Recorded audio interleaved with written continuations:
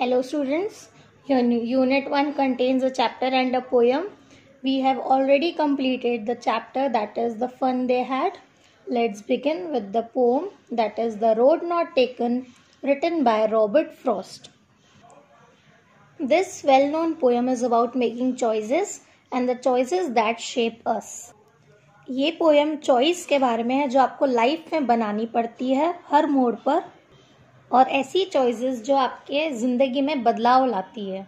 Robert Frost is an American poet who right simply but insightfully about common ordinary experiences.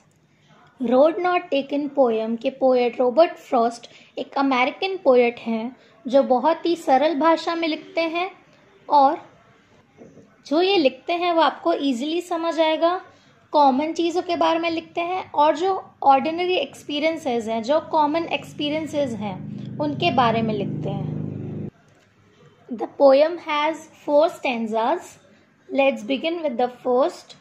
2 roads diverged in a yellow wood, and sorry I could not travel both. And be one traveler long I stood, and looked down one as far as I could, to where it bent in the undergrowth. Stanza 1 में poet ये बताते हैं कि वो एक जगह खड़े हैं जहाँ पे एक रोड से 2 रोड निकल रहे हैं, और यहाँ पर येलो वुड इसलिए यूज़ किया गया क्योंकि ये ऑटम सीजन है. अब एक रास्ते से 2 रास्ते निकल रहे हैं, तो पोएट बोलते हैं कि आई एम सॉरी कि मैं दोनों रोड्स ट्रैवल नहीं कर सकता क्योंकि मैं एक अकेला इंसान हूँ. वो डिसाइड नहीं कर पाते हैं कि वो कौन से रोड पर जाएं, तो वो बहुत देर तक वहीं खड़े होते हैं और जितना दूर हो सकता है दोनों रोड्स को देखते हैं और कंपेयर करते हैं, जिसमें से एक रास्ता जो है वो मुड़ रहा होता है और वहाँ पर बहुत ही डेंस ग्रोथ होती है प्लांट्स की, बहुत घना जंगल जैसा होता है. Stanza 2. Then took the other just as fair, and having perhaps the better claim, because it was grassy and wanted wear, though as for that the passing there had warned them really about the same. Second stanza में poet बोलते हैं कि मैं दूसरे रास्ते पर जाना चाहूँगा क्योंकि वो उनके लिए एक बेटर क्लेम हो सकता है. बेटर क्लेम मतलब उनके लिए बेनिफिशियल हो सकता है, क्योंकि वो रोड बहुत ग्रासी है और वांटेड वियर है. Wanted wear means had not been used, मतलब उस रोड को किसी ने यूज़ नहीं किया है, कोई वहाँ से जाता नहीं है. Stanza 3. And both that morning equally lay in leaves, no step had trodden black. Oh, I kept the first for another day, yet knowing how way leads on to way, I doubted if I should ever come back. Third stanza में poet बोलते हैं कि जो दूसरा road है वहाँ की जो लीव्स हैं ज़मीन में गिरी हुई वो बहुत ही ज़्यादा फ्रेश हैं, क्योंकि उनके ऊपर कोई चला नहीं है तो वो लीव्स ब्लैक नहीं हुई है, और दूसरा रोड वो किसी और दिन के लिए रख लेते हैं. उन्हें लगता है कि दूसरे रोड पर जाने से उन्हें फिर से चॉइसेस करनी पड़ेगी, इसलिए वो ये वाला रोड चूज़ करते हैं, और उन्हें डाउट भी होता है कि वो कभी वापस आएंगे कि भी नहीं. Fourth stanza. I shall be telling this with sigh. Somewhere ages and ages hence, 2 roads diverged in a wood, and I took the one less traveled by, and that has made all the difference. Last stanza में poet बोलते हैं कि मैं बहुत ही proudly बोलूँगा लोगों को, मैं भी बहुत सालों के बाद, कि जब मैं खड़ा था तो एक रोड डाइवर्ज हो रहा था, 2 भागों में बट रहा था, और मैंने वो रोड चूज़ किया जहाँ पे लोग ज़्यादा गए नहीं थे, जिसकी वजह से मेरी लाइफ में बहुत बड़ा चेंज आया. तो इस पोएम में पोएट आपको बताते हैं कि आपको लाइफ में बहुत सारे चॉइस लेने पड़ेंगे. ऐसा नहीं है कि जहाँ हर जगह लोग जाएंगे आपको भी वहीं जाना है. हो सकता है आप ऐसी कोई चॉइस करें जो आपके लाइफ में बहुत बड़ा चेंज लाए. पोएट्स पोएम में फिगर ऑफ स्पीच यूज़ करते हैं ताकि वो आपको एक्स्ट्रा इन्फॉर्मेशन दे पाएँ या अपना पॉइंट वैलिड कर पाएँ. कुछ फिगर ऑफ स्पीच हैं जो आपको पढ़नी है. First is repetition. Repetition is a literary device that repeats the same word or phrase a few times to make an ideal clear. Poet repetition इसलिए यूज करते हैं ताकि वो बार बार एक ही वर्ड बोले और आपको उनका आइडिया क्लियर हो.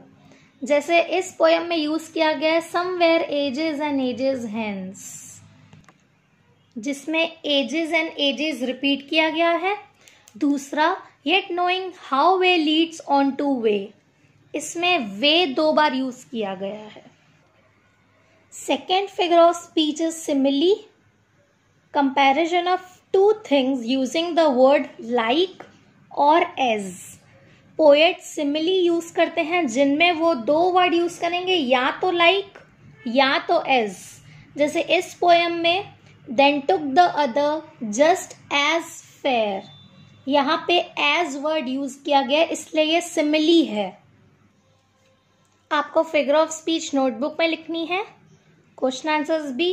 Question number 1, where does the traveller find himself, what problem does he face. Answer, the traveller finds himself in the yellow woods at a junction where the road diverges into 2 different directions. He could not decide which way he should continue his journey because it is not possible for him to travel both the roads at the same time. Question number 2. Discuss what these phrases mean to you. First, yellowwood. Yellowwood symbolizes the autumn season. Autumn corresponds with old age. The poet could be symbolically talking about the later stages of life. Second, it was grassy and wanted wear. Answer, it conveys that the road was overgrown with grass and nobody had trodden that road. Third, the passing there. Answer, it means the use of that road path by passerby. Fourth, leaves no step had trodden black. Answer, it means passerby had not trodden that way.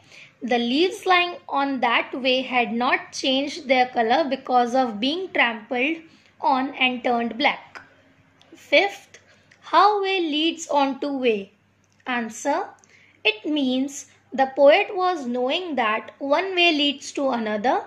It also symbolically means how certain decisions one makes in life could pave the way for many other decisions. Question number 3. Is there any difference between the 2 roads as the poet described them? First, in stanza 2 and 3.